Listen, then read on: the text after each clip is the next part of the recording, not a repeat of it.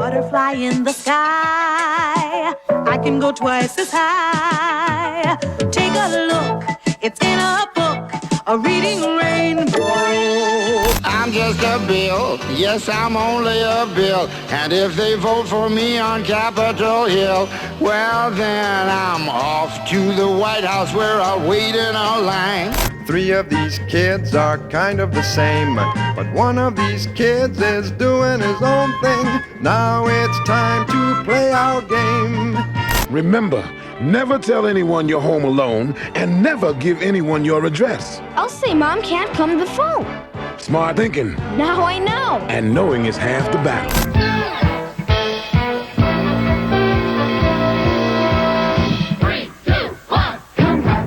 Generation X was raised on hose water, neglect, and lots of television. It was in the 1970s that TV ownership reached 99% of American households and became the #1 source for news, information, and entertainment. TV was the centerpiece of our popular culture.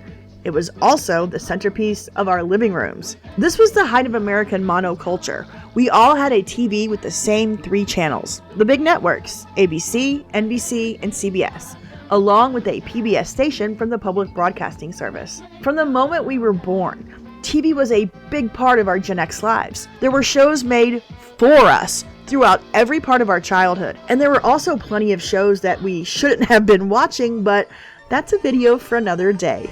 When it comes to the shows made specifically for us, well, as soon as we flipped on the TV, those shows started teaching us things. Things like the meaning of cooperation, how to count to 12, how to sound out words when learning to read, and even how crayons were made.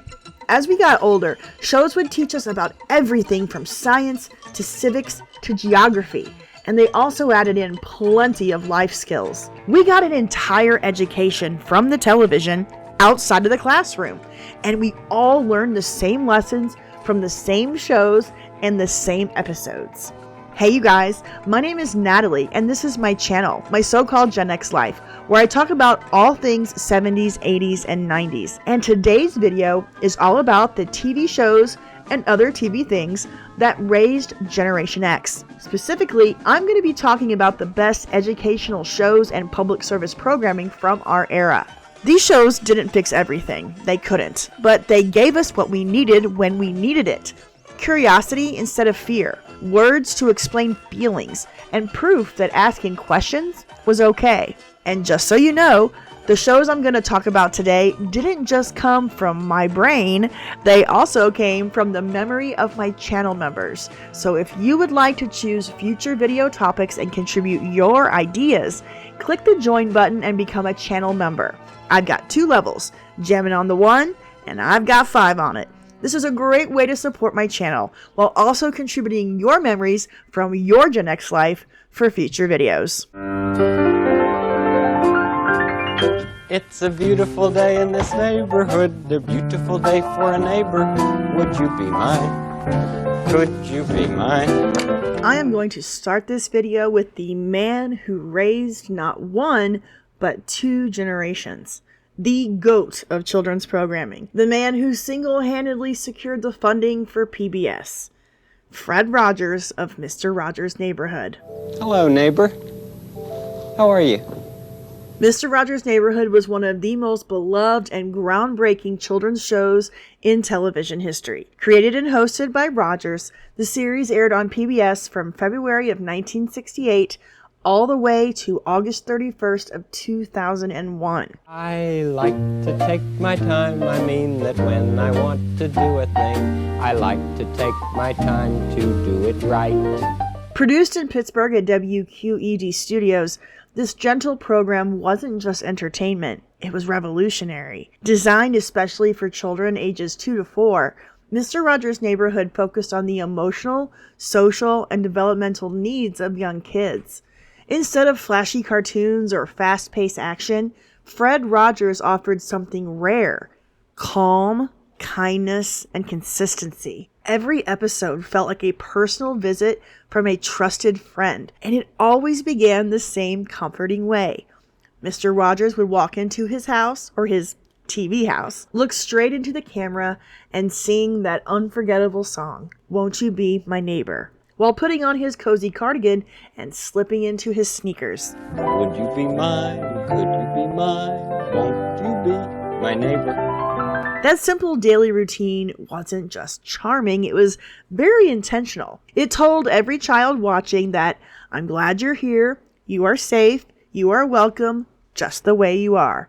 From there, he'd introduce the day's gentle topic, things like sharing feelings, dealing with anger, making friends, or understanding new experiences. If you're going to do something, you can feel so much better about it if you do it well. Then came the magic. A ride on the neighborhood trolley, straight into the neighborhood of make-believe. In that whimsical land, kids met unforgettable puppet friends like Shy Daniel Tiger, Proud King Friday, Henrietta Pussycat, X the Owl, and many more. We've been make-believing that the weather has been hot in the pretend neighborhood. And King Friday has decided that the best way to spend the neighborhood's extra money is to build a swimming pool. What do you think a make-believe swimming pool would look like? Well, let's just think about that now. Neighborhood of make-believe, trolley. This way. When will Daddy be home from work? Oh, he should have been here by now. Perhaps he's been delayed. This must be the place for the pool. Oh, I'm not sure. You see, I just found out about all this myself. Well, King Friday called yesterday and said that due to a surplus of money, he thought a cool pool was in order for this hot neighborhood. Oh, that sounds wonderful. We've got to make some calculations. With tile around the edges and 2 fountains, the royal swimming pool should cost exactly $4,500. I had planned on its costing less. We have only 3,000. Well, Your Majesty, looks like you have a problem. A big problem. A pool problem. Well, I was thinking, part of building a pool is digging a very large hole. I failed to see the point. Well, what if we dug the hole? That would save money, wouldn't it? Oh, it would. I so declare that everyone in the kingdom help dig the hole for the neighborhood swimming pool. Oh, wait a minute, Uncle Friday.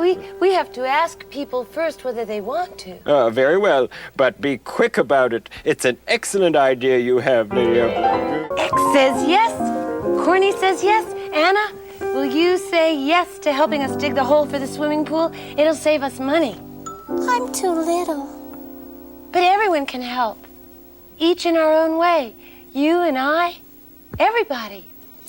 Well, don't ask Daddy. He's too busy working all the time. Mama says some other day, maybe, when Daddy can come. But he's always working.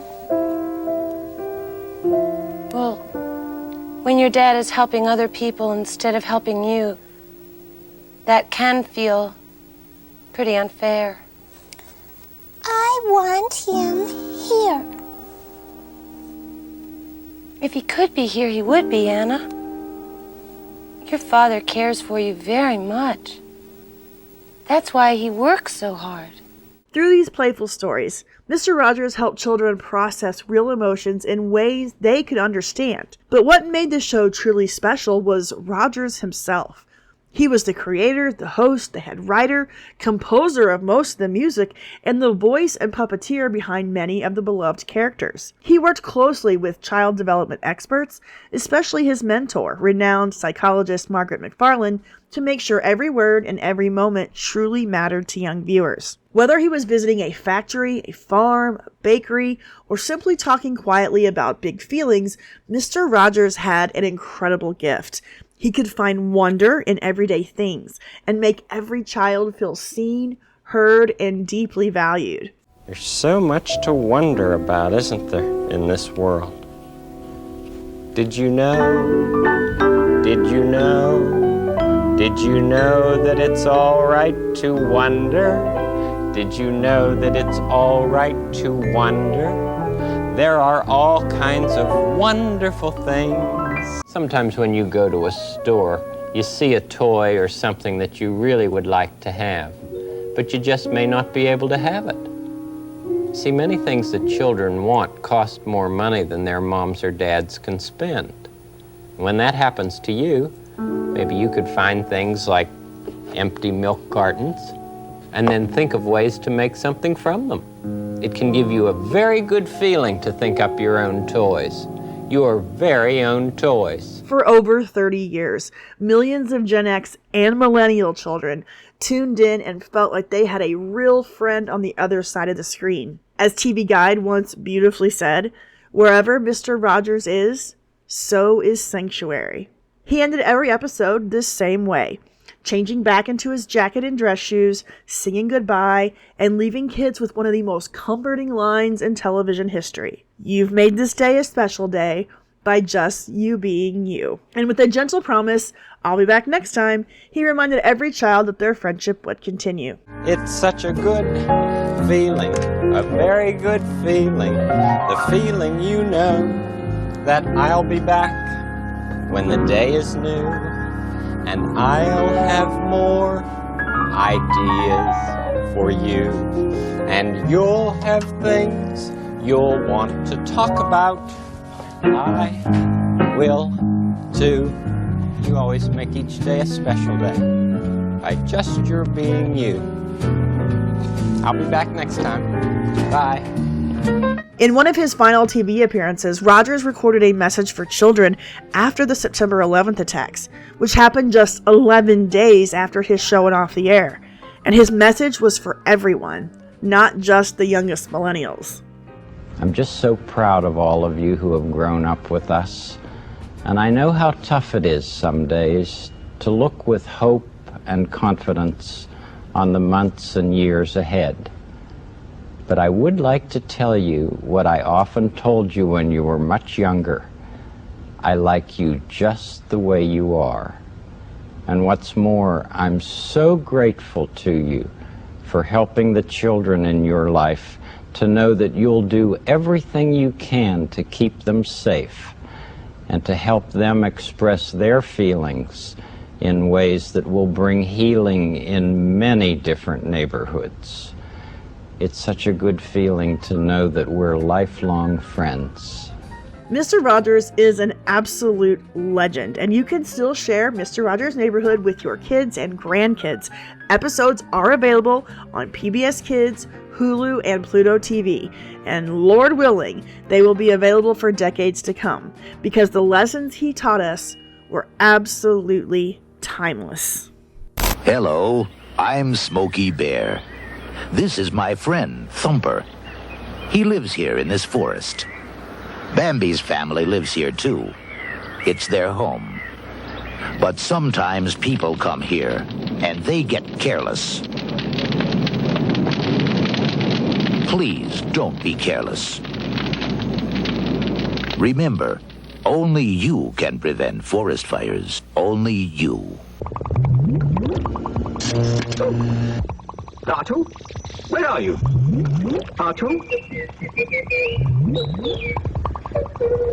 Artu? Artu, you're on fire! R2-D2, you found a cigarette. Well, I don't think smoking is grown up at all. Because it's very dangerous. Smoking does dreadful things to your lungs and is very bad for your heart. Well, I know I don't have one, but humans do, and I think we should set a good example. Well done, R2. Oh, hello. You know smoking is bad for your health, and it isn't grown up at all. So please, don't smoke. R2, do you really think I don't have a heart? Can you tell me how to get to Sesame Street? Sesame Street first hit the airwaves on November 10th, 1969, and for Gen X kids born in the late 60s and 70s, it became one of the most important teachers that we ever had. Back then, most little kids stayed home until kindergarten. Formal preschool programs were rare, and for most families, there usually wasn't any structured early learning available at all. And that's where Sesame Street found its niche. Sing the alphabet, Julie. Yes, I could. Let's hear you sing the alphabet. A, B, C, D, E, F, G, Cookie Monster. 3 of these kids belong together. 3 of these kids are kind of the same. But one of these kids is doing his own thing. Now it's time to play our game. Our time to play our game. And a grocer is a person in your neighborhood. You tell him, grocer. The people that you meet When you're walking down the street, they're the people that you meet each day.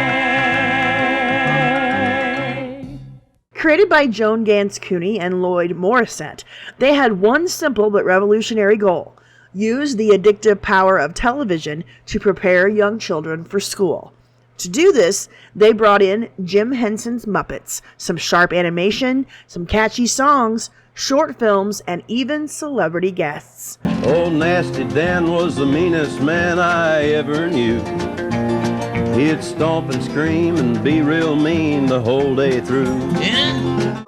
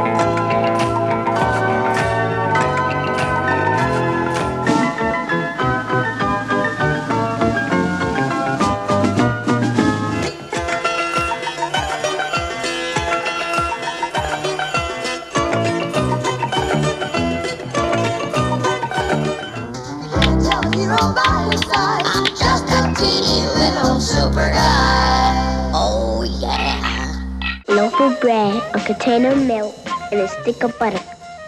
A loaf of bread, a container of milk, and a stick of butter. A loaf of bread, a container of milk, and a stick of butter. But what made it truly different was that it was the first children's show built on actual research. They tested everything with real kids to make sure that we'd stay engaged and actually learn something. By the time many of us Gen Xers were toddlers in the 70s, Sesame Street had already become a daily ritual. 9 million American kids under the age of 6 were watching it every day by its 10th anniversary in 1979. I was 2. That means a huge portion of our generation got our first real dose of letters, numbers, and social skills from a brownstone street filled with monsters and friendly neighbors. What stuck with us wasn't just the ABCs and 1, 2, 3s, though. It was the cast that felt real to a lot of us. Bob, Susan, Gordon, Maria, Luis, and Mr. Hooper showed us what community looked like. The Muppets made the lessons fun. Big Bird was curious and sometimes confused, just like us. Oscar the Grouch taught us that it was okay to have bad days. Cookie Monster showed us temptation and self-control in the funniest way possible. And the Count made counting feel groovy. I'm sorry, sir. I think you're not going to win. 20 seconds! My brother absolutely adored the comedy between Bert and Ernie. Fishy, fishy, fishy! 3 fish? 4 fish? 5 fish. While Grover was a lot to handle sometimes, but we knew Mr. Snuffleupagus was real, even though the adults never saw him. Until 1985. The music from Sesame Street was drilled straight into our brains and has never left. Rubber Ducky, Being Green, I Love Trash, Ladybug Picnic, and that wild pinball number count animation, all of it's just still burned into my Gen X memory. 1, 2, 3, 4, 5, 6, 7, 8, 9, 10, 11, 12, the ladybugs came to the ladybugs picnic. We sang along without realizing we were learning letters, numbers, and even a little bit about emotions and getting along with others. And like Mr. Rogers' Neighborhood, Sesame Street wasn't afraid of real life. In 1977, it showed breastfeeding on television for the first time. In 1983, after Will Lee, who played Mr. Hooper, passed away, The show aired a landmark episode explaining death to preschoolers. They didn't sugarcoat it or replace the character. Instead, they talked about it honestly with Big Bird, and that episode helped a lot of us understand loss for the first time. Big Bird, when people die, they don't come back. Ever? No, never. But you know something? We can all be very happy that we had a chance to be with him and to know him and to love him a lot when he was here. Yeah. Later, they tackled marriage and a new baby when Maria and Luis got married and had Gabby. They pulled storylines straight from the real lives of the cast and crew. For many latchkey Gen X kids, this show was more than entertainment. It taught us that learning could be fun, that family and your local community was important, and that feelings mattered. For Gen X, Sesame Street wasn't background noise. It was one of the defining voices of our early childhood. It helped raise us by making education feel like play and by showing us how special it was to be a kid in America in the 70s and 80s. Those sunny days sweeping the clouds away left a mark that's still with a lot of us to this very day. Now I know my ABCs. Next time Cookie Monster can do it with you. I'm leaving. I love you. I love you too. Thanks. Hey, you guys! Moving out in a new way. Moving out in a new way. We're gonna turn it on. We're gonna bring in the power. The Electric Company premiered on October 25th, 1971, right when the oldest Gen Xers were moving past Sesame Street and starting elementary school. If Sesame Street taught us our letters as preschoolers, the Electric Company took over and taught us how to actually read, with sketches, songs, and a whole lot of attitude. Created by the same team behind Sesame Street, the Electric Company was the next step in TV education, aimed at kids who had just left the street. The humor was a little sharper, the sketches were faster, and the energy was pure early 70s chaos. The Electric Company ran for 6 seasons and 780 episodes on PBS until 1977, then stayed in reruns for years after that. And wow, did this show make its mark. In addition to that iconic "Hey you guys" opening that has stuck with us to this day, this cast was absolutely stacked. It included Morgan Freeman as Easy Reader, the cool hipster who loved books. Rita Moreno brought the fire with characters like Millie Helper, and of course, she was the one that yelled "Hey you guys" at the beginning of each episode. Judy Grobert was hilarious in everything from Giggles Goggles to Jennifer of the Jungle. And there was Bill Cosby before Fat Albert. He appeared in the early seasons, but let's move on. Skip Hannett, Lee Chamberlain, Luis Avalos, and Jim Boyd rounded out the regular cast. There was even a kids' singing group called the Short Circus that performed catchy songs about spelling and reading. The sweet, sweet sway. La la la la la la la, diddle-day. There is so much to share about the Electric Company that I really could make an entire video about it. It worked so well because it was built around short, punchy sketches that made reading skills stick. The one I remember the most was Letterman, the flying superhero in a football helmet who battled the evil Spellbinder. It was voiced by Joan Rivers and Gene Wilder, and it was just magnificent. Here he comes now, faster than a rolling O, stronger than silent E, able to leap capital T in a single bound. It's a word, it's a plan, it's Letterman. I'm Letterman. There was also Fargo, North Dakota, solving scrambled messages like a bumbling detective. Why, yes, I am the world's most famous decoder of messages in the world. Thank you. What? You received a mysterious message. You want me to decode it? Can I decode it fast? Read the sign. You see? Yes, drive right over here, right away. It might be a matter of life and death. And hurry! J. Arthur Crank complaining every time a word confused him. When? What do you mean when? Right now. Just one crummy little word with the w sound. Where? Where? Right? But yeah, I think I'm cracking up. You drive me crazy, kid. Why does nobody cooperate with? Can I get some help? Love of Chair, the deadpan soap opera parody about a boy sitting in a chair. Will the boy keep going? Will he turn on his toe? Will his toe turn on him?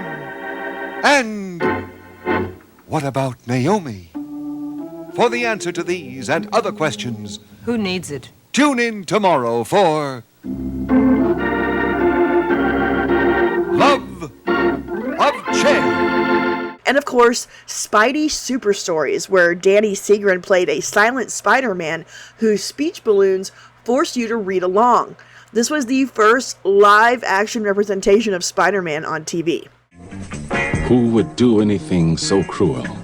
Spoil somebody's lunch by giving him a rubber glove sandwich, and spoil a dog's morning walk by not letting him near a hydrant. Spidey knows. Who else but the spoiler? That's right, kiddies. I'm the spoiler. And I absolutely have to mention Soft Shoe Silhouettes, which featured two people in silhouette, one making the initial sound of a word, and the other the rest of the word. And then the two said the word in unison. Absolutely iconic. Shucks. That was the last word. Ah, shucks. The music was killer too. Joe Rapiso, Tom Lehrer, and others wrote songs like Silent E and L.Y. that are still stuck in my head decades later. You're a secret agent man who's after the secret plan. How do you act so they don't know you're a spy?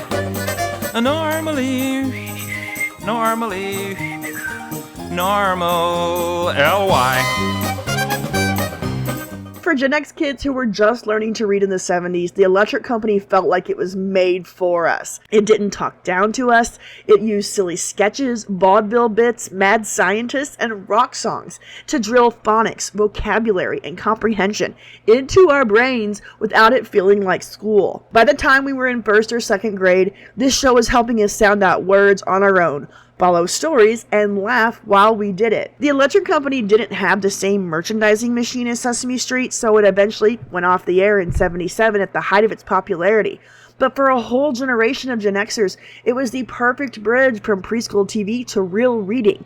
Funny, fast, and endlessly rewatchable in reruns through the late 70s and early 80s. That's how I found it. It went off the air the year I was born, but I still remember watching Electric Company every day as a kid.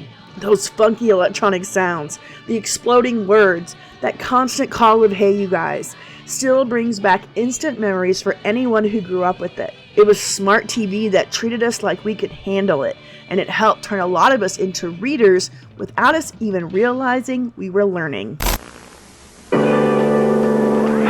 Captain America here. I need your help battling the energy wasters, the thermal thief, the wattage waster, and the cold air crook. These insidious villains are probably in your home.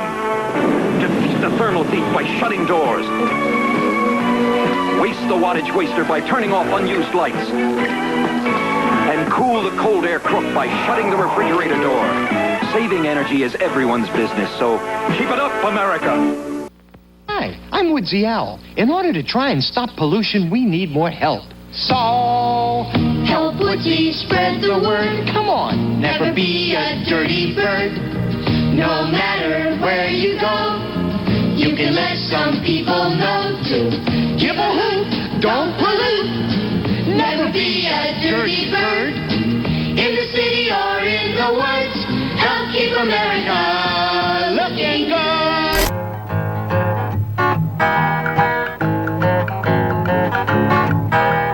Come and meet the letter people. Come and visit the family. Words are made of letter people. A, B, C, D, follow me. The letter people. Today, meet Mr. Y. The Letter People hit the air on public television in March of 1974, right in the middle of the Gen X childhood years. The Letter People took phonics and made it feel like we were hanging out with 26 weird, lovable friends in a strange place called Letter People Land. Created by two New York teachers, Elaine Rice Wyman and Rita Friedman, the concept started in the classroom in the mid-1960s. Each letter of the alphabet was turned into its own character, with a big personality and a special trait that helped kids remember the sound. Mr. M had a munching mouth. Mr. T had tall teeth. Mr. N had a noisy nose. Stuff like that. I'm Mr. H, and can you see that there's more here than there is of me? The vowels were the Miss letters, and the consonants were the Mr. letters. They had catchy songs, stories, and giant inflatable huggable versions that kids could actually hug in class. The TV show consisted of short 15-minute episodes with simple puppet characters running around and having little adventures. Every episode usually introduced a new letter person, or showed what happened when two of them got together to make a new sound. There was the catching game, where the letter people had to line up just right to form words.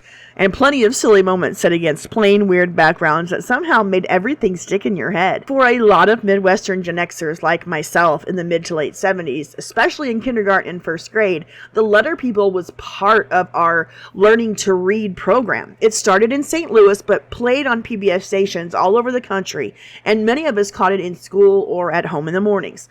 The songs were simple and repetitive, the characters were memorable, and the whole thing turned sounding out words into something fun instead of boring drills. It had its own quirky charm. Those goofy puppets, the silly voices, and the way the letters came alive made phonics feel less like schoolwork and more like visiting a strange little world where every letter had a story. The Letter People stayed in reruns on PBS into the early 90s, so plenty of younger Gen Xers and early millennials caught it too. Still, The Letter People was pure 1970s educational TV, low budget, and strangely effective. It helped a generation of us break the code on reading without even realizing how much we were learning.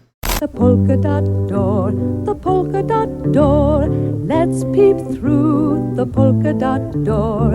Songs and stories and so much more.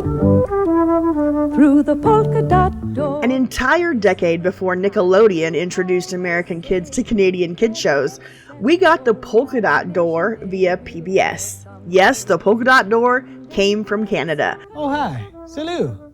Hello, bonjour. And started airing in 1971, right at the beginning of the Gen X school years. This gentle Canadian series from TV Ontario felt like a calm, friendly visit in our living rooms every weekday morning. The show had two hosts, always one man and one woman, who spoke directly to us at home. Each week had a single theme, and then every day had its own special focus. Treasure Day was on Monday, Dress Up Day on Tuesday, Animal Day on Wednesday, Imagination Day on Thursday, and Finding Out Day on Friday. The host would sing songs, tell stories with a big grandfather clock and Storytime mouse, play with stuffed toys like Humpty Dumpty, Marigold, and Bear, and sometimes look through the big polka dot door to watch a short educational film.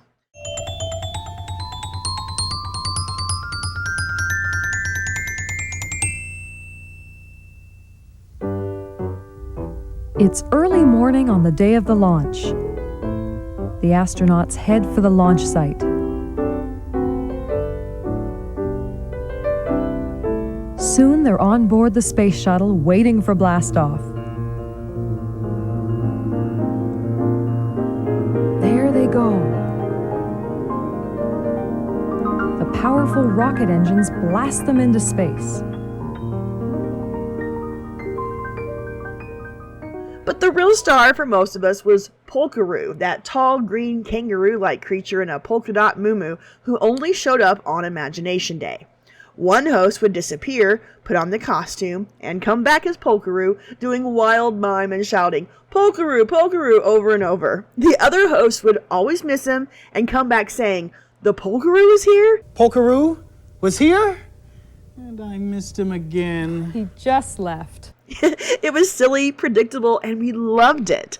Later on, Polkaroo started showing up more often because kids just couldn't get enough. The whole show had this warm, cozy feeling with the host dressing up, playing pretend, talking about animals, discovering little treasures, and encouraging us to use our imaginations. It was slower and quieter than a lot of the American kids shows, but that calm pace made it comforting, perfect for preschool and early elementary Gen Xers. Polka Dot Door actually ran new episodes all the way until 1993 and stayed in reruns for years after. For many Canadian Gen Xers and plenty of us in America who caught it on PBS stations or on tape, it was a regular part of growing up. The Polka Dot Door helped teach us creativity, curiosity, and simple lessons without ever feeling like a lesson. That cheerful theme song, the gentle piano music, the predictable daily routines, and the constant hope that maybe this time you'd actually see Polkaroo for yourself, it all added up to something special. Polka Dot Door wasn't flashy or loud, but it left a quiet mark on a generation of Canadian and American kids, and anyone else lucky enough to tune in. Conjunction, junction, what's their function? I got and, button, or, they'll get you pretty far. Schoolhouse Rock landed on ABC Saturday mornings in 1973 and quickly became one of the smartest, catchiest parts of the Gen X childhood. While we were parked in front of the TV watching our cartoons, these short animated musical lessons would pop up between shows and teach us multiplication, grammar, science, history, and even how a bill becomes a law. It's a long, long wait while I'm sitting in committee, but I know I'll be a law someday. At least I hope and pray that I will, but today I am still just a bill. All in 3 minutes or less, with tunes that we could not get out of our head. The whole thing started when an ad executive noticed that his son could memorize every Rolling Stones lyric, but struggled with times tables. So, he hired jazz musician Bob Doro to turn math into music, and 3 is a magic number was born. 3 times 4 is 12, 3 times 3 is 9, 3 times 2 is 6. Soon, illustrator Tom Yo added the visuals and ABC put it on the air. What followed was a series of catchy songs performed by great voices like Doro, Jack Sheldon, Lynn Ahrens, and Blossom Dearie. Multiplication Rock kicked things off with classics like My Hero Zero, Figure 8, and Lucky 7 Samson. Then came Grammar Rock with Conjunction Junction, what's that function? This is all copyrighted, so I'm gonna have to be very careful with what I play, so you're gonna get my singing sometimes. Sorry. Anyways, Grammar Rock had a noun as a person, place, or thing, unpack your adjectives, and lolly lolly lolly get your adverbs here. Adverb is a word. That's all it is, and there's a lot of them. That modifies a verb. Sometimes a verb, sometimes it modifies an adjective. Then there was America Rock, timed perfectly with the bicentennial in 1976, and giving us the iconic I'm Just a Bill, along with the preamble, The Shot Heard Round the World, and Mother Necessity. Science Rock taught us about the body, electricity, gravity, and even energy conservation with the Energy Blues. Later, there were short runs on topics like computers and money. For Gen X kids, Schoolhouse Rock felt like a gift, albeit a sneaky one. Saturday morning cartoons were supposed to be pure fun, but these little breaks actually taught us real stuff, and we loved it. We sang along without realizing we were learning how the government worked, why verbs are important, or how blood circulates. The songs were so good that decades later, most of us can still belt out, I'm just a bill, yes, I'm only a bill, and we can do that on command. It was clever, jazzy, funny, and respectful of our intelligence. The animation was simple but charming, the lyrics were smart, and the music stuck with us for life. Schoolhouse Rock ran until 1985, came back briefly in the 90s with new grammar and money songs, and even got a 2009 Earth-themed set, but the original 70s and early 80s episodes are the ones burned into our memory. In a time when we were raised as much by television as by anything else, Schoolhouse Rock proved that learning could be fun, memorable, and cool. It helped turn a generation of Saturday morning couch potatoes into kids who actually knew their parts of speech, their times tables, and how a bill becomes a law.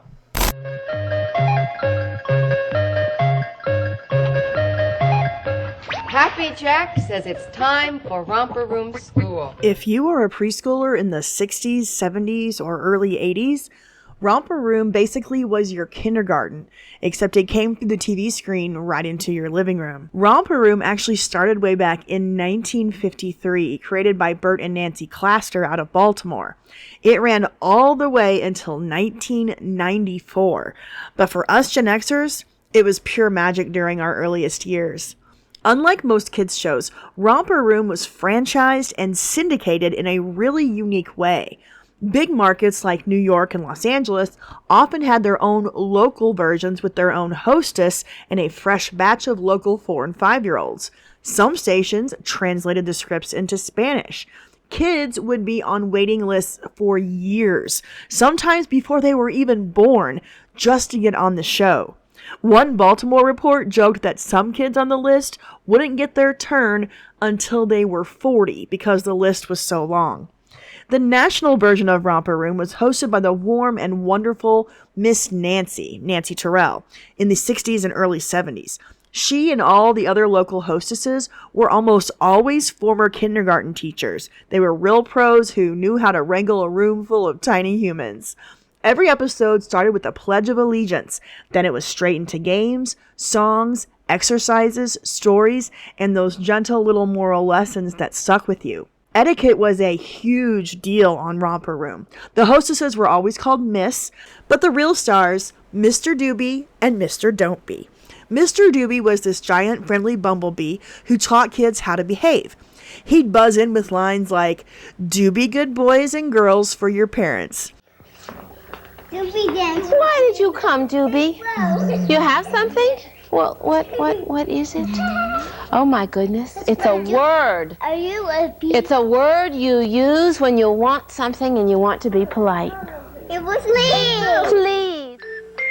Romper Room friends will return after these messages. Where you going, Mommy? Out shopping for dinner. Oh, good. I want some donuts, ice cream, cookies, soda, cake, and 5 boxes of coconut blasters. Well, you're not going to get all of them. You don't love me anymore. Oh, Brisbane, just because I won't buy you everything you want doesn't mean I don't love you. It doesn't? Of course not. None of us can have everything we want, and everything we want isn't always good for us. A Genie consumer tip from your Better Business Bureau. My victim smiles, but not for long. I pack plaque in every crack so that every tooth will be covered with bacteria. Go ahead, plaque demon, because everybody knows how to clean plaque from between his teeth. Lost! I'm lost! Brush and floss every day if you want to keep smiling. Everybody knows that. This message has been brought to you in a spirit of friendship by this station and your local dental society. We now return to Romper Room friends. Then came the moment every kid at home waited for. The magic mirror. At the end of every show, the hostess would pick up this big open frame mirror and say, "Romper, bumper, stomper, boo. Tell me, tell me, tell me, do. Magic mirror, tell me today. Did all my friends have fun at play?" And then she'd look straight into the camera and start naming kids. Hey, there's John and Dawn, Lon, Melinda, and Phil. I see Margie and Neely. There's Patricia, Maggie, Darcy, Lynn. I see Mickey, and there's Natasha, James, Neil, PJ. If you mailed your name in, there was a real chance Miss Nancy or your local hostess would say your name on TV. For a 4-year-old in 1975, that was basically getting called out by a rock star. In 1981, the show got a glow up and became Romper Room and Friends. They added puppets like Granny Cat, Up Up, and a full costume character named Kimball. New songs, new skits, and a fresh theme song replaced the old Pop Goes the Weasel Jack in the Box intro. The last hostess of the syndicated run was Miss Sharon, filming out of the Bay Area until they stopped taping new episodes in 1992. Romper Room was not flashy. It didn't have explosions or cartoon superheroes. It was simple, wholesome, and felt like actual school, the kind where you learn to share, say please and thank you, and that being a doobie was way cooler than being a don't be. For 3 generations, with Gen X of course in the middle, Romper Room was comfort TV. It was the voice that told you the world was safe, that manners mattered, and somewhere out there in television land, someone could see you.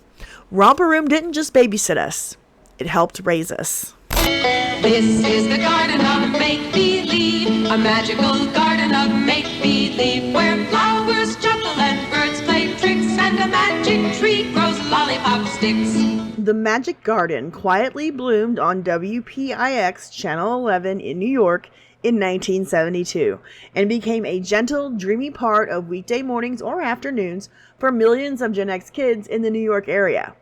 I've got to be honest, being from the Midwest, the Magic Garden was not part of my Gen X childhood, but it was mentioned so often by my channel members, I had to include it. As I watched segments preparing for this video, I found the Magic Garden to be slow, calm, and oddly magical, as 2 friends named Carol and Paula sat on giant toadstools in a colorful garden set, sang folk songs, told stories, and talked directly to its audience. I bet that's where we put the money. Let's see what happens. Let's see what this toy bank does. All right, here's another penny. See that? I don't know where's the spot to press. Oh, it's right here in the front. There's a little lever. Try it and see what happens.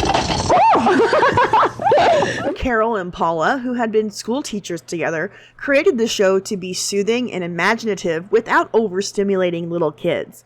The whole thing took place in the Magic Garden with a magic tree that dropped surprises from its branches, a giggling chuckle patch full of flower jokes, swings, a story box, and 2 puppet friends, Sherlock the Squirrel, who loved peanuts, and later Flapper the Bird. And every episode felt like hanging out with 2 kind big sisters. They sang simple songs, often with Paula on guitar, played games, acted out stories using costumes from the story box, and gave little life lessons. The pace was relaxed, the set was bright and cheerful, and the whole show had a warm, slightly psychedelic 1970s folk vibe that stuck with a lot of Gen Xers, especially those growing up in the New York Metro. The Magic Garden was local comfort television, and it aired 4 days a week for over 12 years until 1984. The show spawned a couple of record albums, one even got a Grammy nomination, and stayed in the hearts of the kids who grew up with it. Carol and Paula kept performing together for years afterward, and the Christmas special still gets replayed every holiday on WPIX. For many New York area Gen Xers, those toadstools, that magic tree, and the sound of Carol and Paula singing are pure early childhood nostalgia. See ya, hope you had a good time. Da-dum. Hope you'll have a good morning. Hope we get to see you again. Da-dum.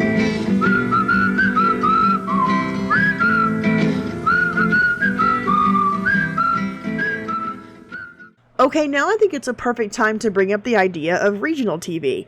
While shows like Mr. Rogers' Neighborhood, Sesame Street, and The Electric Company were seen in every TV market across the country, there were shows like The Letter People, The Polka Dot Door, and The Magic Garden that had more regional popularity. The same can be said for Strawberry Square, an 80s educational children's TV show from Nebraska Public Media, or regional PBS, that featured a central neighborhood with short, segmented stories that taught early childhood lessons in literacy, safety, and social skills using recurring puppet characters. There were also some humans in there too. There was also Wordsmith out of Los Angeles, which started in 1975 and was aimed at middle school students, which would have been the very last of Generation Jones and the very first Gen Xers. Hosted by Bob Smith, wearing his large frame glasses and striking 70s wardrobe, each 15-minute episode of Wordsmith featured Smith focusing on a related group of word cells, most of which were derived from ancient Greek and Latin. Word cell was a term invented by Smith as a more user-friendly alternative to terms like prefix, suffix, and root word, all 3 of which are included in the concept word cell. I should also mention All About You from WGBH-TV in Boston. Beginning in 1974, All About You was a series of short 15-minute episodes for 6 to 8-year-olds that was hosted by future children's author Louise McNamara and written by Ada Litchfield. The purpose was to educate children on their bodies, especially where they came from, why they have what they have, what makes them work, and why they work. The show's opening and closing credits always featured slides of cartoon drawings of kids enjoying themselves at a circus with appropriate circus music. This may sound strange, but in order to feel alive, you need people to love you, and you need people to love. There was also Villa Alegre, or Happy Village, from Southern California. It was the first kids' bilingual program in the United States, premiering on PBS in 1973 and running through 1981. Centering on life in a whimsical bilingual village where everyone spoke English and Spanish, what I remember most is the catchy theme song that had everyone shouting, Villa Alegre! 8 years after the passage of the Hart-Celler Act in the United States, which opened up immigration to Latin America, Villa Alegre aimed to teach English to Spanish-speaking children, as well as Spanish to English-speaking children. The show also featured educational subjects while throwing in some life lessons and Hispanic culture along the way. Somebody has to boost the team on, cheer them on. They have to make them feel important. That's worth a lot. Alentar al equipo es muy importante. Oh, you bet it is. La la la la la la la la la la la la. It's the New Zoo Review, coming right at you. New Zoo Review hopped onto TV screens in 1972 and ran in syndication until 1977, becoming a bright musical part of many Gen X kids' mornings or afternoons. Of course, Sesame Street and the Electric Company focused on things like reading and math, but New Zoo Review used songs, silly stories, and big friendly puppet characters to teach us how to get along with others and handle everyday feelings. The show was hosted by real-life husband and wife, Doug and Emmy Jo, who lived in a cheerful place called the New Zoo. Their best friends were 3 full-bodied costumed puppets, Freddie the Frog, Henrietta Hippo, and Charlie the Owl.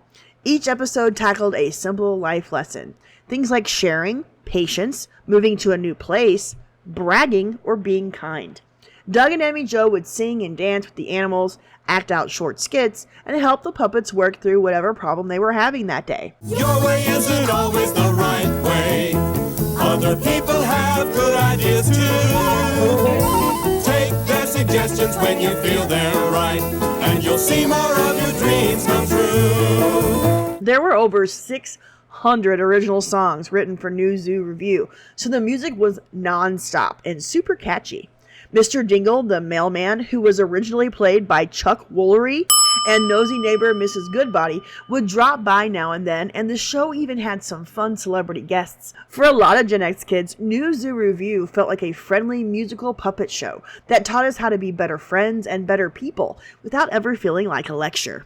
It was bright, colorful, and full of positive messages wrapped in goofy frog and hippo antics. Even though it was syndicated instead of on a big network, New Zoo Review popped up in markets all over the country and became a familiar part of many 1970s childhoods. Those upbeat songs and the sight of Freddie, Henrietta, and Charlie trying to figure out life are still stuck in the heads of plenty of Gen Xers today. We're gonna zoom, zoom, zoom, zoom. Come on and zoom, zoom, zoom, zoom. Everybody's doing it, everybody's grooving it, everybody's having a ball, yeah, so won't you Zoom premiered on PBS on January 9th, 1972, and quickly became one of the coolest, most kid-powered shows of the entire 1970s. Seriously, Zoom let kids themselves run the show. Produced by WGBH in Boston, Zoom was created almost entirely by children. A cast of 7 kids, sometimes 10, called the Zoomers, performed games, plays, poems, recipes, jokes, science experiments, and songs, all sent in by kids watching at home from across the country. There were no adults on screen telling them what to do. Instead, it was the kids who introduced the different segments where they talked honestly about everything from school to family to hospitals to prejudice. Every episode ended with a big choreographed song and dance number, and the show even had its own language, ubby-dubby, where you stuck the letters UB before every vowel sound, so hello became ubby-l-ubby-o. I think that's how you say it. Can't even remember. One segment I always found fascinating were the short films about real kids from all over the country who often had amazing hobbies or talents. They were called Zoom guests. Oh, and of course, kids everywhere learned that famous address by heart so you could send in your ideas. Z-O-O-M, Box 350, Boston, Mass. 02134. The Zoomers wore striped rugby shirts, often went barefoot in the early seasons, and they each had their own little signature move in the opening of the show. Zoom was definitely different when it came to Gen X kids shows. It made us feel like our ideas mattered. We weren't just watching, the show was interactive. We could send in our own games, recipes, or stories and maybe see them on national TV. It was energetic, creative, and gave us a real voice at a time when most kids' shows were run completely by grown-ups. The original series ran until 1978, with new kids rotating in and out, and it stayed in reruns until about 1980. Fast forward 20 years later, and Zoom got a reboot. Did you all know this? I did not know this before making this video. Apparently, WGBH in Boston and PBS remade Zoom from 1999 to 2005, so the youngest millennials got their own 7 seasons of Zoom. But of course, nothing beats the original.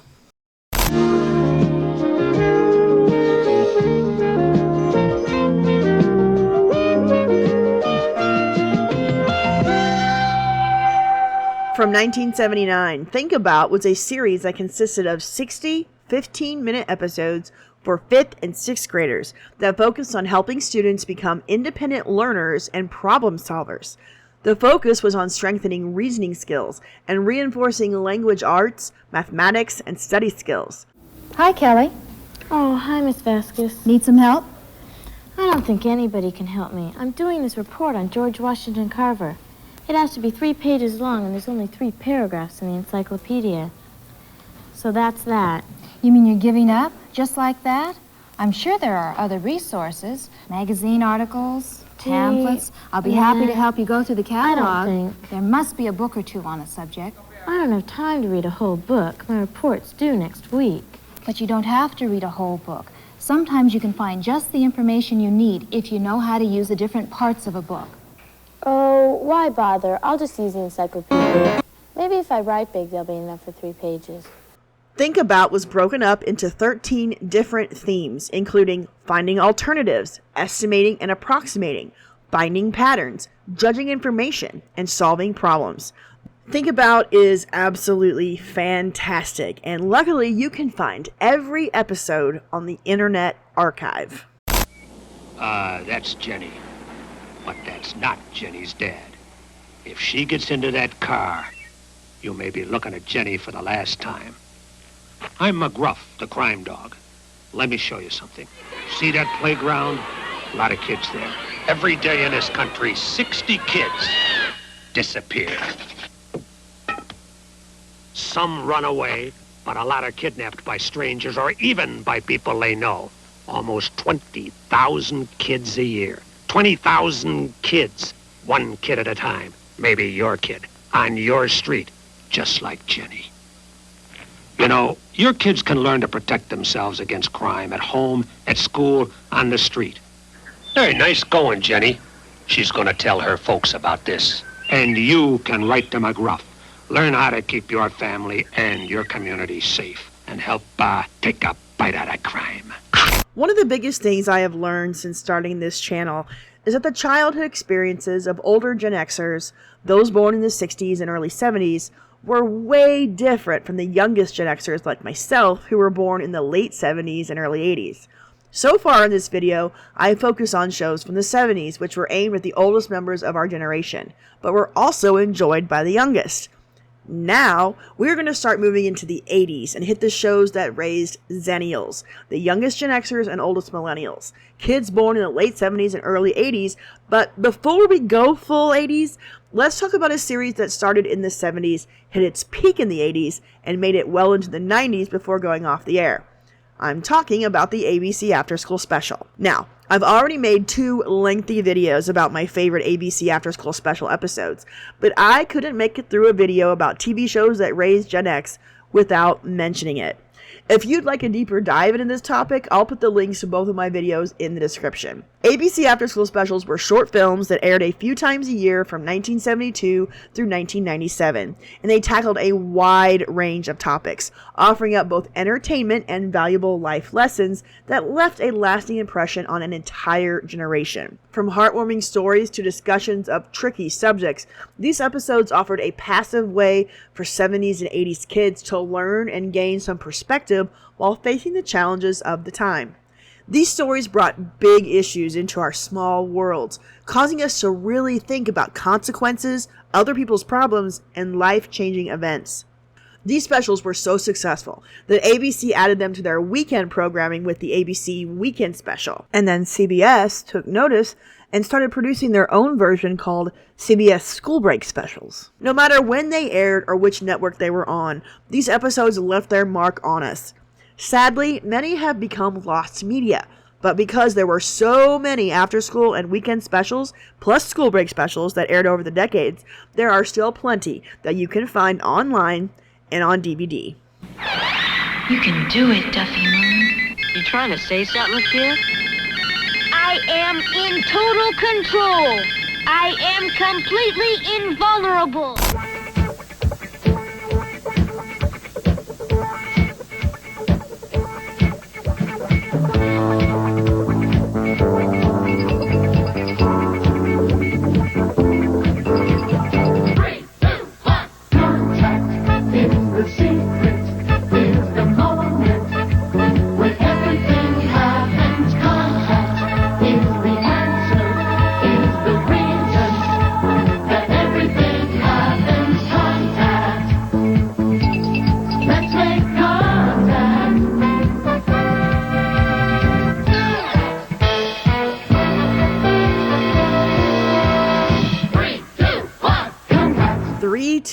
Contact landed on PBS in January of 1980 and quickly became a favorite science show for late Gen Xers like myself, and not just because of that banger of a theme song. 321 Contact made science feel exciting and understandable, covering topics like energy, forces, hot and cold, big and small, surfaces, and how things work in everyday life. The show featured young hosts who demonstrated experiments, explained concepts, and showed real-world applications of science. Early seasons had the cast hanging out together in a workshop setting, while later seasons used a mix of taped segments in different locations. One of the most memorable things about 321 Contact was the popular recurring feature called The Bloodhound Gang, which was a mystery series where kids used science and logic to solve crimes. Whenever there's trouble, we're there on the double. We're the Bloodhound Gang. If you've got the crime, we've got the time. We're the Bloodhound Gang. Each week focused on a main theme, and then they would break that down into daily subtopics, making complicated ideas easier to grasp. 321 Contact ran for 7 seasons and 225 episodes until 1988, with reruns continuing into the early 1990s on PBS and then later in syndication. For many Gen Xers in elementary school during the 1980s, 321 Contact turned science into something fun and approachable. It encouraged curiosity and showed that asking questions and trying simple experiments was part of figuring out the world around us. Hey, how many miles do you think we go on our bikes in a year? Well, it's 3 miles from my house to here. So if I go back and forth once a day, that's 6 miles times 7 days a week times 52 weeks a year. If that's right, that's over 2,000 miles a year. That's to Chicago and back. Or to Denver. We can go to Denver this year and then come back next year. Come on, let's see how fast we can get out of here. Okay, I'll get the door. In the world of Gen X educational TV, 321 Contact stood out as the show that made science feel like an absolute adventure rather than just boring, confusing schoolwork. I can be anything. Take a look, it's in a book, a reading rainbow. Reading Reading Rainbow premiered on PBS on July 11th, 1983, and quickly became one of the most beloved and respected children's shows of the 1980s and 90s. Hosted by LeVar Burton, the series was all about getting kids excited about books and reading for pure enjoyment. Each episode focused on one featured children's book, beautifully brought to life with iconographic animation that scanned the illustrations page by page. Burton would then take viewers on real-world adventures connected to the book's theme, visiting places, meeting people, and showing how the ideas in the story played out in everyday life. At the end of almost every episode came the famous "But you don't have to take my word for it" segment, where real kids gave short, honest reviews of books they loved and recommended checking out at the library. Speaking of checking it out, here are some other books I think you'll enjoy, but you don't have to take my word for it. This book was about a little girl who lived in the mountains with her grandparents. I liked the pictures in the book, but my favorite was when the grandfather came home from the coal mine with dust all over his face. The only part that was clean on his face was his lips, and he would use them to kiss the top of the girl's forehead. Even though this family is poor, they are still rich with love. I think you should read this book because it's sometimes good to feel happy and sad at the same time. Reading Rainbow was elite. The show had a warm, inviting feel, and Burton made you feel like he was personally inviting you on a journey through stories. That amazing theme song, the gentle pacing, and the genuine love for books made Reading Rainbow stand out. It ran for 23 years, producing over 150 episodes and earning more than 200 awards, including a Peabody and 26 Emmys. For Gen X kids who grew up in the 80s, Reading Rainbow was the show that made reading feel cool and adventurous. It wasn't about drilling phonics or spelling, it was about discovering the magic inside of books and wanting to read more. Whether Burton was exploring outer space, visiting a farm, or stepping behind the scenes on a TV set, he made stories come alive and turned viewers into eager readers.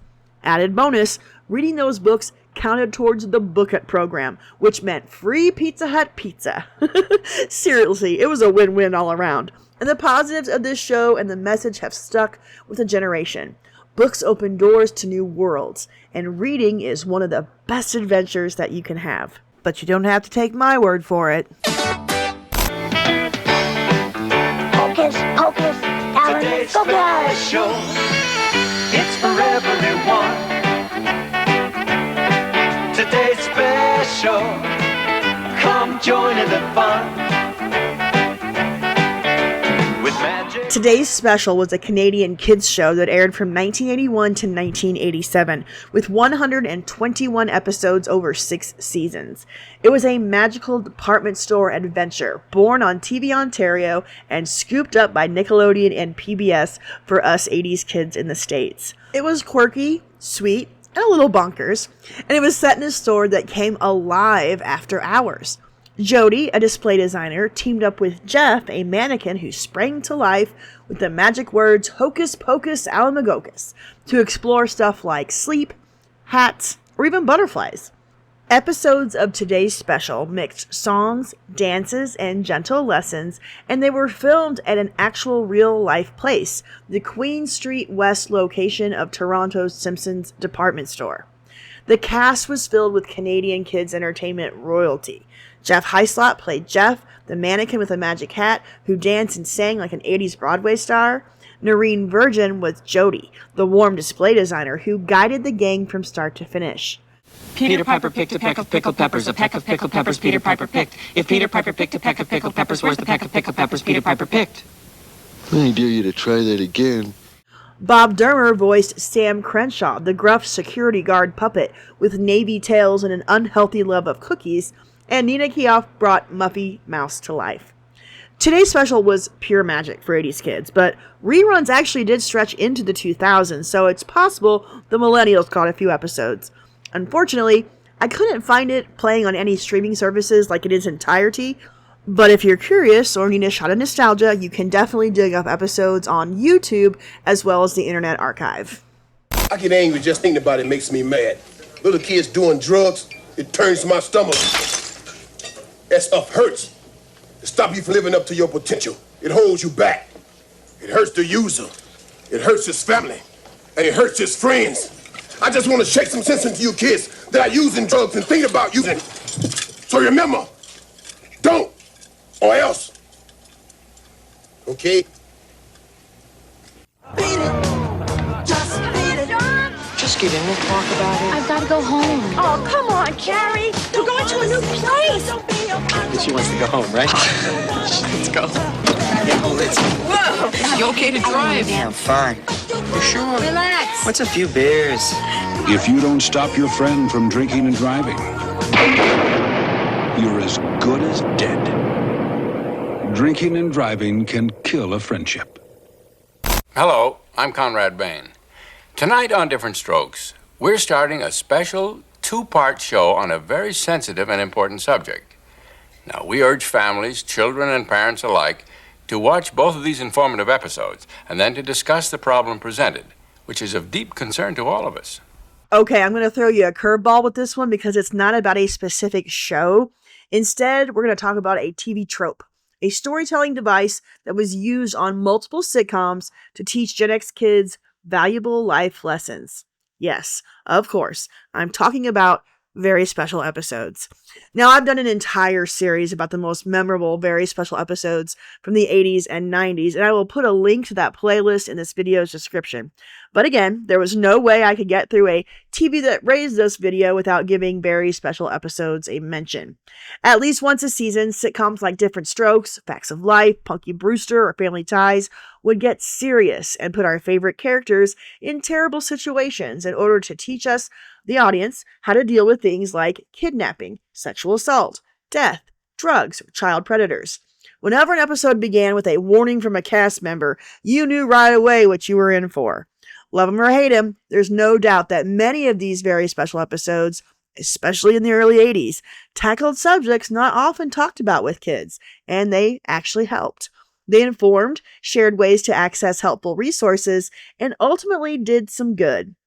By the 90s, I must admit that they just became fodder for future memes, but that's okay too. Gotta leave your mark somehow. I'm so excited! I'm so scared!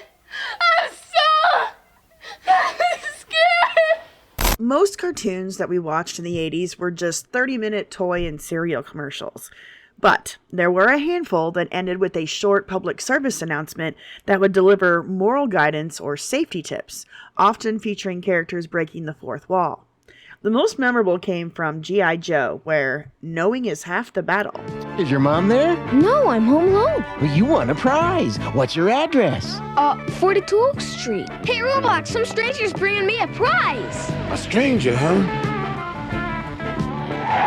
All he wanted to bring you was trouble. Remember, never tell anyone you're home alone and never give anyone your address. I'll say Mom can't come to the phone.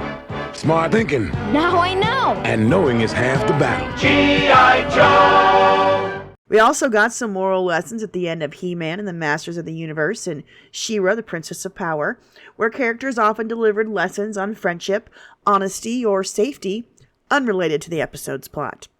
She-Ra and I want to talk to you about something that's very personal. Your body. Remember, it's your body and no one should touch you in a way that you feel is wrong. I'll get anybody who tries it. It's not that easy, Orko. It's hard for a young person to admit that he or she has been touched in a bad way.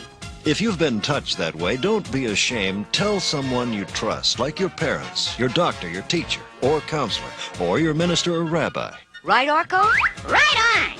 We also had Brave Star, which would tackle complex social issues or moral dilemmas. Mask featured safety tips delivered by the characters, and at the end of Gem and the Holograms, there were segments that focused on life lessons. Oh no! Wait till my mom sees this. I'd better tell her someone else did it. That's lying. Anyone can have an accident, but lying makes it worse. But my mom made this dress. She'll be so mad. Won't she be even more upset when she finds out you lied to her? And tried to blame an innocent person? Your mother will respect you for being honest. You're right. I'll tell the truth. Doing the right thing makes you a superstar. But these cartoons didn't just add these PSAs out of the goodness of their heart. They were often added to meet educational requirements for children's programming, particularly in action-oriented, merchandising-driven shows. But still, we can't forget those end-of-cartoon PSAs. Get up with the get-along gang. Come on, their adventures don't end. Get up with the get-along gang.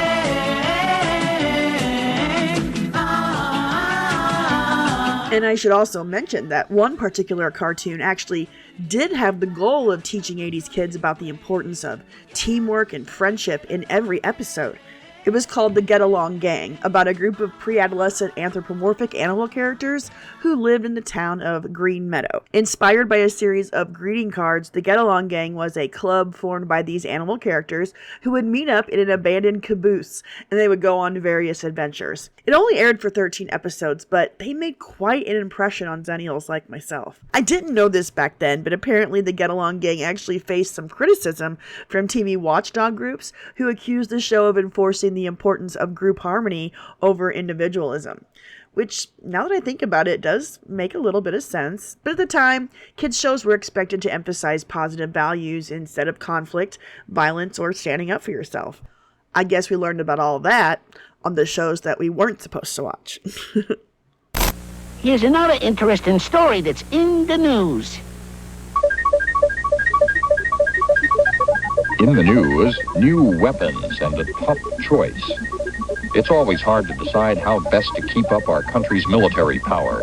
One of the hardest choices, involving two new ways to deliver missiles, is in the news. From 1971 to 1986, CBS aired a series of 2-minute video segments titled In the News, where the network summarized topical news stories at an age-appropriate level for kids. Like Schoolhouse Rock, these segments would come on between Saturday morning cartoons, and they attempted to explain complex news stories in an engaging way for kids. Using video clips of national or world events, special interest stories were shown with voiceover narration from CBS News journalists like Christopher Glenn, Doug Poling, and Gary Shepard, and it was specifically written for children. They covered a wide range of current events, but there was a line drawn. Some news stories weren't appropriate for kids, so those were left out. And now, roller skating in the news. Roller skating is becoming one of America's popular pastimes. For some, it's a new way to disco. For others, it's just a lot of fun. But some really good skaters long for the chance to compete internationally. The trouble is, roller skating is not accepted as an Olympic sport. Getting a sport or game into the Olympics isn't easy. It has to be popular in at least 40 countries on 3 continents.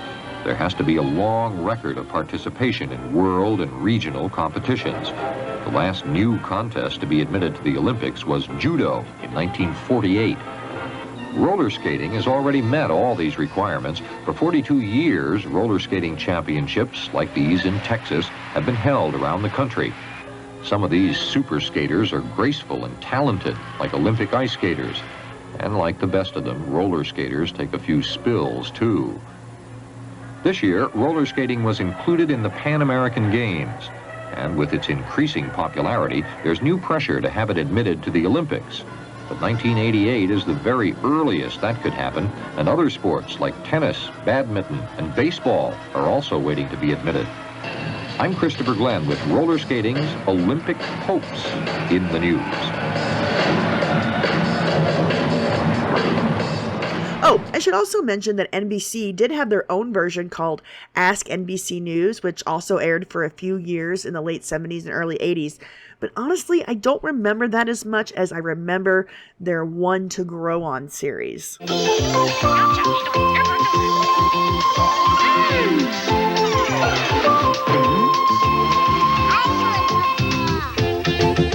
Hi, I'm Jason Bateman, and I'll be right back with One to Grow On.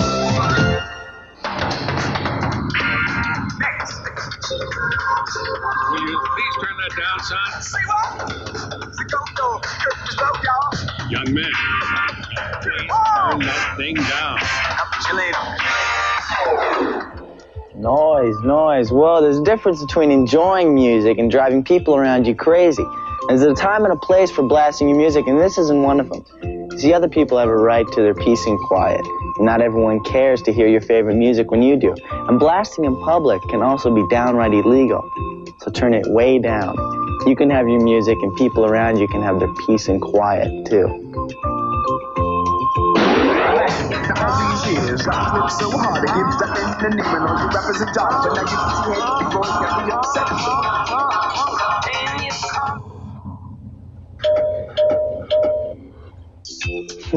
And that's one to grow on. From 1983 to 1989, NBC aired educational public service announcements during their Saturday morning cartoon lineup titled One to Grow On, which focused on ethical and personal safety dilemmas. Named after the extra candle on a birthday cake, the One to Grow On, this segment aired after the end credits of NBC cartoons and featured NBC primetime stars like Michael J. Fox, Soleil Moon Frye, David Hasselhoff, and Mr. T, presenting a live-action sequence of a child facing an ethical dilemma, and then they would explain how to solve the problem. Hi, I'm Dwight Schultz, and I'll be right back with One to Grow On. Hey, Adam, you smell something?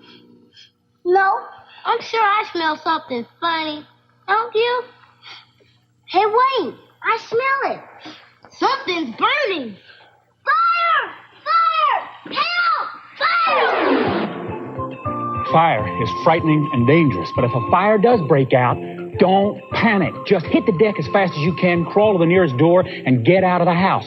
Don't try to be a hero and put the fire out yourself. And once you're outside, you call the fire department. So you learn their number and be prepared to give them your name and address. But stay cool. Remember, being calm can be the difference between getting hurt and getting out unharmed. At the end of the segment, the child either owned up to the consequences of their actions, or they would make an effort to rectify the situation they were in. Murphy! Call the fire department! And then the NBC star would say, and that's One to Grow On. After 6 years and dozens of memorable segments, NBC replaced One to Grow On with The More You Know in 1989. Used to be, the questions asked in this room were about spelling and geography. Today, the questions are a lot tougher. Jimmy, where did you get those bruises? Johnny, are you high on something? Mary, are you pregnant? There's a lot more to teaching today than the 3 R's. And the more you know how complex and difficult teaching has become, the more you know that teachers deserve all the respect and support we can give them.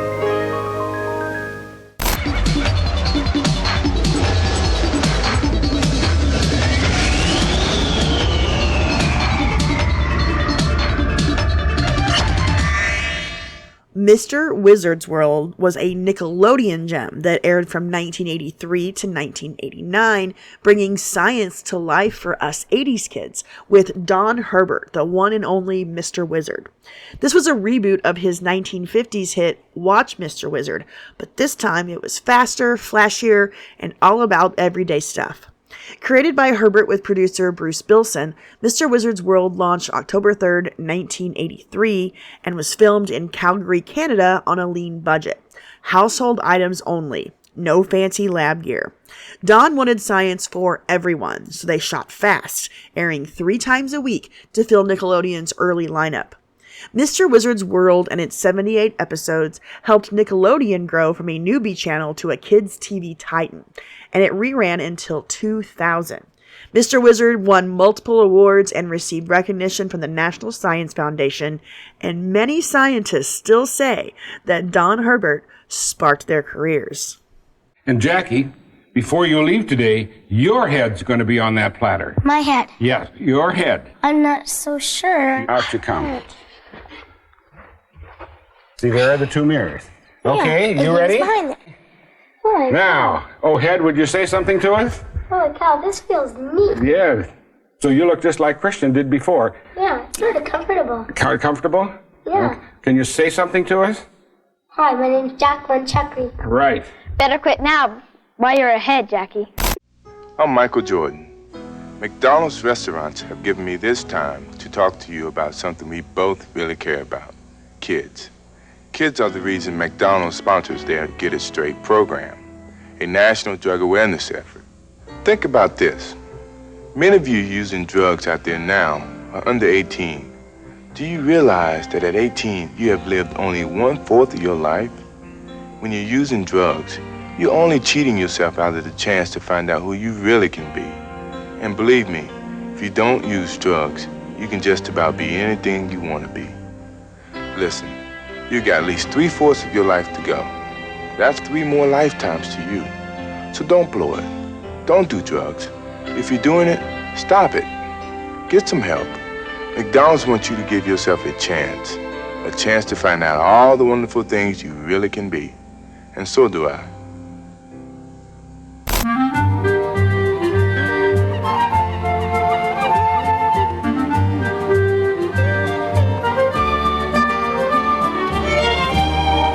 Gen Xers got the chance to explore the ocean back in 1984 when PBS aired 13 episodes of a TV program titled The Voyage of the Mimi.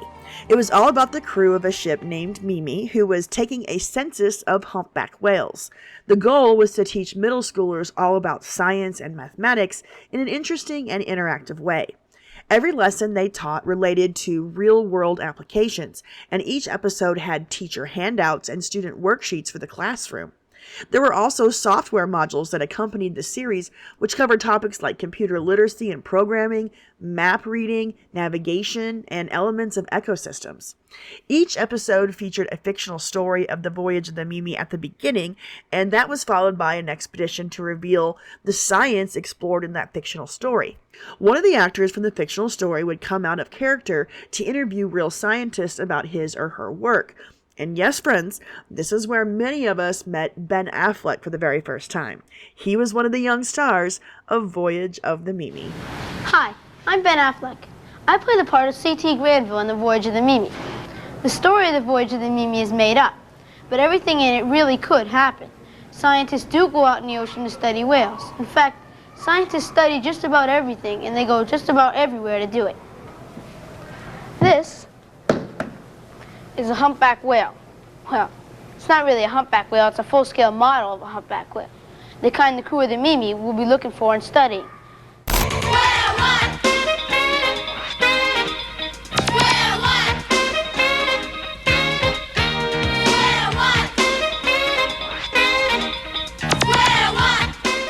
Square One TV was an American kids show that hit PBS in 1987 and ran until 1992. This is one of my absolute favorites, a total blast of math madness cooked up by the Children's Television Workshop, the same folks who brought us Sesame Street. Square One was all about tackling the math crisis among school kids, mixing sketches, music videos, and a detective serial called MathNet into a half-hour party. Oh my god, MathNet. I loved it so much. It was the best. The story you are about to see is a fib, but it's short. The names are made up, but the problems are real. It was Monday, 11:43 a.m., and the unseasonably warm weather made things so hot, the Los Angeles Kings had to open the hockey season in a giant swimming pool. They lost in overtime. I was working the day watch out of MathNet. The boss is Thad Green. My partner is George Frankley. My name is Monday. I'm a mathematician. MathNet starred Joe Howard as George Frankley and Beverly Leach as Kate Monday, until season 4 when Tony DeWino stepped in as Pat Tuesday. It was a Dragnet parody consisting of 5-part mysteries where George and Kate solved crimes with math, and it kept us absolutely glued with those weekly cliffhangers. Here's something else, Mathnetters. Usually LAPD recovers about 8 out of 10. 80% of the automobiles which were stolen. That's pretty good. But in the past 2 months, our recovery rate has dropped to about 3 out of 10. 30%. That's interesting. But what? Well, what does it mean? It means that almost 20,000 cars have disappeared from the streets of Los Angeles in the past 2 months. right off the face of the earth.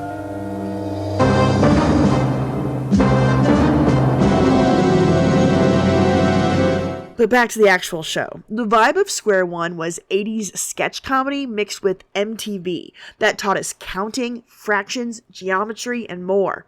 Skits spoofed everything. There was Math Court that settled number disputes, and Pauline's Perilous Pyramid, which was like a Cubert-style board that had a little heroine hopping around and dodging big totals. It was fast and funny and very, very 80s. Square One ran for 230 episodes over 5 seasons, and for us Xennial kids, it was the after-school program that made numbers feel like a game.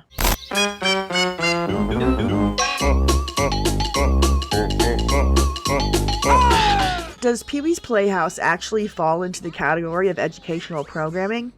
I know it's debatable, but I would argue that yes, it does. Or at least it's what we call these days edutainment. Yeah! I just couldn't leave him out. Sure, the show was a wild, candy-colored fever dream that was hosted by a comedian, but I learned a lot from Pee-wee, and I must give him his flowers. Pee-wee's Playhouse aired on CBS at 11:30 every Saturday morning in the late 80s, and it pulled 10 million viewers at its peak. That was a massive audience for that time slot, and 80s kids definitely found value in every episode. There were moral lessons, as episodes often touched on sharing, being kind, accepting differences, creativity, and the golden rule. Paul Reubens intentionally made Pee-wee a positive role model who learned alongside the audience. There were also occasional segments on skills like manners, safety, hygiene, simple vocabulary, or creativity through art, music, and imagination. Plus, Pee-wee encouraged that imagination, questioning things, and playful thinking. I'll admit that these lessons were delivered through wackiness and absurdity rather than direct teaching. And yes, the lessons were secondary to the fun. But hey, there's nothing wrong with being entertained, having fun, and learning a few things at the same time. Am I right?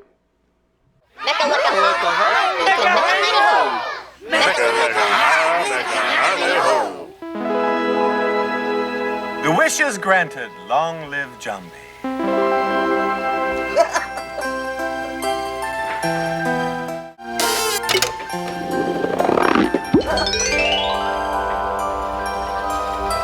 Well, goodbye, everybody. Goodbye, Pee-wee. Hey, somebody open the door.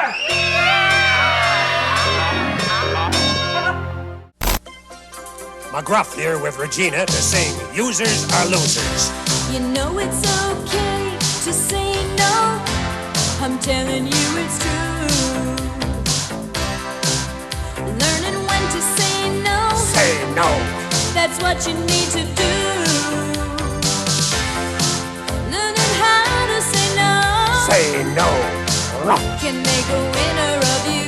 'Cause users are losers and losers are users. So don't use drugs. Don't use drugs. Winners don't use and users don't win. So don't use drugs. Don't use drugs. If you know a user even part of the time, tell him to quit. Take a bite out of crime. Users are losers and losers are users. So don't use drugs. And help me take a bite out of crime.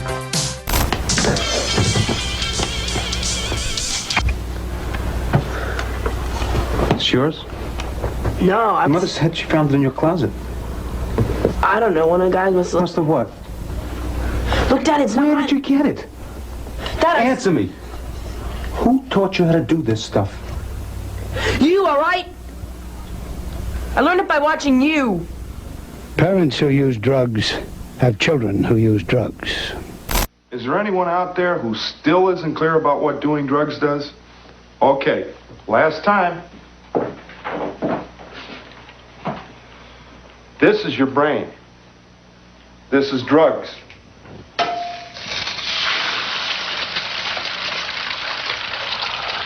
This is your brain on drugs. Any questions?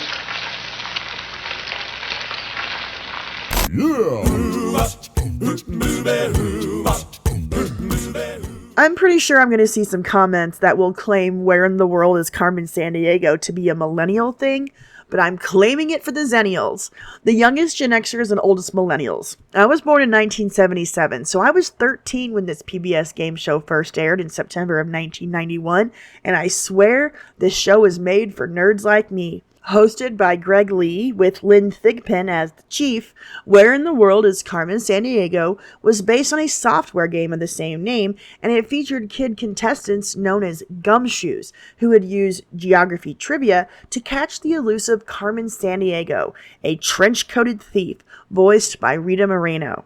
Set in the Acme CrimeNet headquarters, this game show was a whirlwind of skits with crooks like Robo-Crook or Patty Larceny, plus lightning round quizzes and a giant map finale where winners nabbed Carmen's goons. Begin the CrimeNet countdown.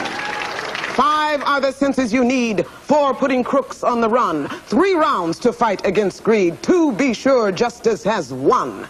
Go get 'em, gumshoes! And of course, I cannot forget to mention that theme song from Rockapella. You all know it. Sing it with me. Where in the world is Carmen Sandiego? I do not have a bass voice, but the guy in Rockapella sure did. Look, you've been doing a lot of hard work for us. There's one more thing I want you to do. You know what it is. Do it, Rockapella! Tell me where in the world is Carmen Sandiego. It's serious. These things are out there. Problems kids deal with every day, alone. Their stories may be hard for us to hear, but for those who lived them, they were even harder to tell. Life stories, families in crisis. Life Stories, Families in Crisis aired on HBO from 1992 to 1996 and stood out as one of the most serious and unflinching teen dramas of the early 90s. Unlike lighter after-school specials, this HBO series tackled heavy, real-life issues head-on with dramatic stories based on actual events, and it was made for 90s teens like me. Each episode focused on a different crisis affecting teenagers and young adults: bulimia, steroid abuse, date rape, drunk driving tragedies, unaliving, homelessness, coming out as gay or lesbian, child molestation by a priest, gang violence, and living with HIV/AIDS. Like I said, this show was serious, and the stories were raw and realistic, often starring up-and-coming actors like Callista Flockhart, Ben Affleck, Sam Rockwell, or Claire Danes. What made this show memorable was that many episodes ended with the real person that the story was based on appearing on camera to speak directly to the viewers, offering insight or advice. My name is Kevin Tennell. The story you just saw happened to me. 11 years ago, I killed a young woman in a drunk driving accident, and every day, for 11 years, I've thought about that night and what I did. The film you just saw is based on my experience with my best friend Dale. Although it's been many years since his death, I still think about him every day. There was no sugarcoating of difficult topics. Instead, it showed the painful consequences and emotional toll for those involved. For Gen Xers who caught it on HBO in the mid-90s, Life Stories felt very grown up. It was one of the first times television confronted serious adolescent struggles with honesty instead of simplified lessons. And even though it wasn't a daily kids show like we watched in our childhood, Life Stories became part of the cultural conversation for teens navigating the increasingly complicated world of the 1990s. Alright, y'all, I'm sure you're tired of hearing me talk, but thank you so much for watching all the way to the end. I'd love to hear from you. Which shows raised you? Which shows are part of your Gen X childhood? Please let me know in the comments. And remember, if you want to contribute to future videos, you can join my Cool Kids Club of channel members. And if you want to support this channel and the work I do here, you can buy me a coffee. One more thing, if you'd like to talk about the 70s, 80s, and 90s with fellow Gen Xers and watch old TV shows and movies with friends, you can join my Discord. It's absolutely free, and there are no ads or anything to buy when you join. It's just a fun Gen X hangout, and the link is in the description. Thanks for watching, and I'll see you later. Okay, bye.